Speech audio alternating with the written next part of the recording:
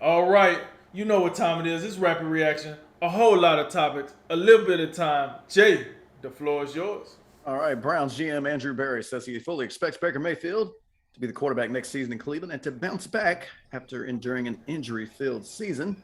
You share Berry's optimism. How many years do Barry got on his contract? I don't know. I thought I asked the That's what I question on think of. this one. Yeah, you did. But that's what I think about his comments. How many I years got he you. got on his contract? Because I don't know what in the hell he talking about. Baker Mayfield, yeah, okay. This, you know why this sound good? Because this is how they justify not giving him the fifth year extension by saying, "Hey, you'll be starter next year, and you do good things. We got you." But you already said he ain't good enough because you didn't give him the fifth year extension. But that's just me. That sounds real cute there, Andrew Barry. Portland Trailblazer coach Chauncey Billups had some high praise for Kyrie Irving, calling the Brooklyn point guard the most skilled player to ever play the point guard position. Do you agree with Billups? Yes, wholeheartedly, because this is the only guy in the NBA who could be unvaccinated and save an NBA team from the pandemic when all the vaccinated players have COVID or everyone's just down with some other ailment. So, yes, absolutely. The Orlando Magic have extended President of Basketball Operations Jeff Weltman and GM John Hammond through the 2025-26 season. Does that make sense to you? I don't even know what you're doing. Like, okay, cool. It's the Orlando Magic. I don't even know where to go with this. Like, they got some good young players, and we ain't even talking about the players on this question. Yeah. Sure, it's a good move. Hey, you know what? I'm all about people making their money. Hey, make y'all money, man, because I don't know what the hell y'all doing down in Orlando. Let's be serious here. They're a laughing stock. Like, I don't know. Maybe they turning it around and I just haven't noticed. Maybe I need to get my glasses fixed. I don't know. That's wild. Seahawks backup quarterback Geno Smith was arrested on suspicion of a DUI on Monday morning and reportedly was driving 96 in a 60. What's your reaction to this news? I love 96s, but not in this way. Is this even like I don't pay attention to the media all that much. But is this even? Do people even get outraged? This seems like just regular news. Like, oh no, NFL player got a DUI again. I don't know. Yeah, I It's don't think just it's. like Nate Hobbs had one last week. Henry Ruggs killed somebody. So like I don't even see like it would be it'd be nice if like this was like people like this was as big a deal, but like as someone's like vaccination status. You know what I'm saying? Like let's show outrage to actual crimes. Anyway, Giants offensive line coach Rob Sale is rejoining Billy Napier at Florida, where he will be the Gators offense coordinator. Big deal, little deal, no deal. Oh, that's a big deal.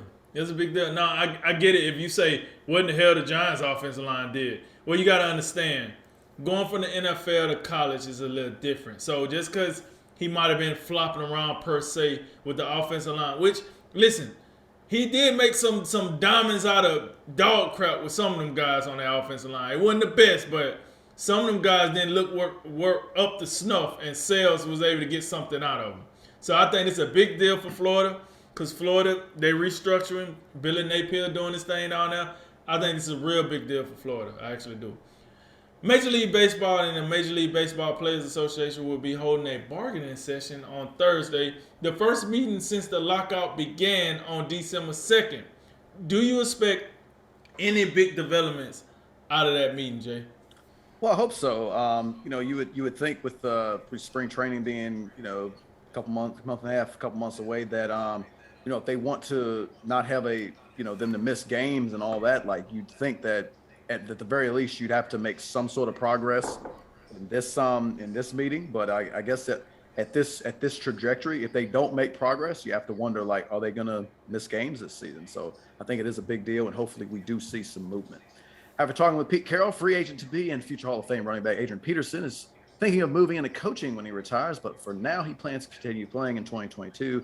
What's the bigger news, the 16th season for AP or a possible coaching career? I'm a possible coaching career because here's the deal: you bring in AP, you let him get a little razzle dazzle back there, and the next thing you know, you the cutter. I mean, so at this point, he just like getting on teams, playing a little bit, make sure his bones still work the way he want them to work, and then he get cut, and then he move on. So I want to see him as a coach, man. I want to see because he was a good player, but he wasn't like super great. And I love to see players that was good but not great be coaches because they turn out to be like the better coaches. Because great players, they just don't be cut to snuff for that. So I'm excited about seeing that. I would love to see him coach. The Detroit Lions and the New York Jets coaching staff have been selected to coach the Senior Bowl next month. What do you think of that news?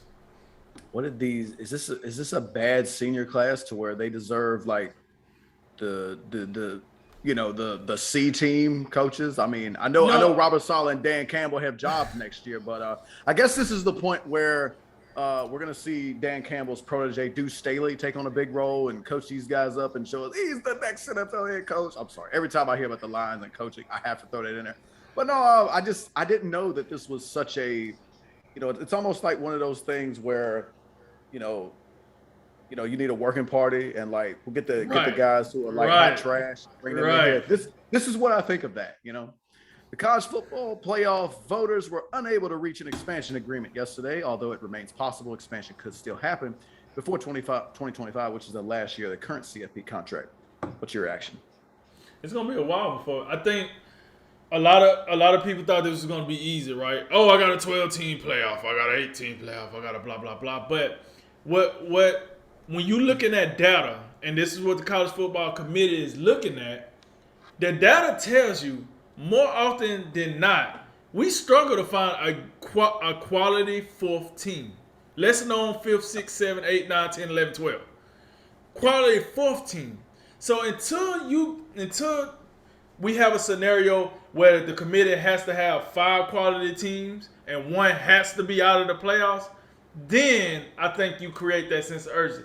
Right now, the only reason you wanted to expand is for the Group of 5 and the Pac-12. That's the only reason you in a rush to expand right now. Because at the end of the day, when you get the national championship, it's usually 2 teams, the 2 best teams that deserve to be there.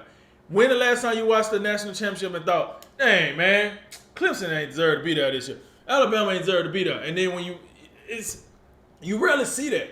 So I think we're going to be a while before that, but we'll see. They're working on it, but it's not as easy as people think.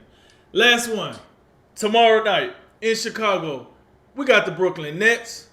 We got the Chicago Bulls, the surprising Chicago Bulls, I should say. Who you got, Jay? Nets. Kyrie drops 30. And that concludes tonight's Drink of Wisdom. As always, like, listen, share, subscribe. Thank you for joining us. I'm Jay Watts. And I'm Nathan Drinker. And remember, make tomorrow better than today and make today better than yesterday. And you know what we going to do. We going to holler at you until next time, baby. Ladies and gentlemen, this is A Drink of Wisdom.